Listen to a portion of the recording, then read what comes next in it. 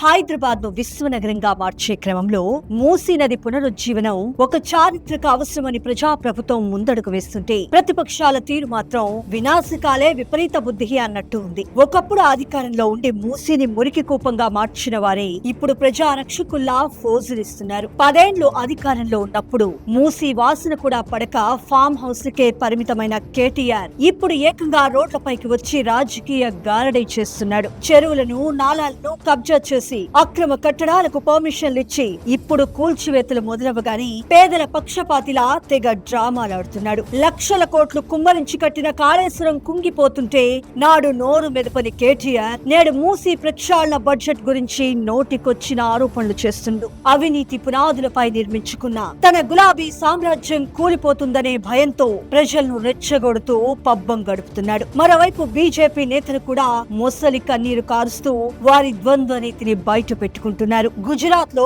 Sabarmati river front కడితే అది వికాసమని గప్పాలు కొట్టిన కాషాయ నేతలు తెలంగాణలో మరి మూసిని బాగు చేస్తే వినాశనం అంటూ తెగ ఊగిపోతున్నారు. ఈ రెండు పార్టీలు అమాయక ప్రజలను అడ్డంగా రెచ్చగొడుతూ మూసీ ప్రక్షాళనను అడ్డుకుంటున్నాయి. ప్రజా ప్రభుత్వానికి మంచి పేరు వస్తే తమ ఆటలు ఇక సాగవనే నీచ బుద్ధితో వారి రాజకీయ ఉనికి కోసం హైదరాబాద్ భవిష్యత్తును పణంగా పెడుతున్నారు.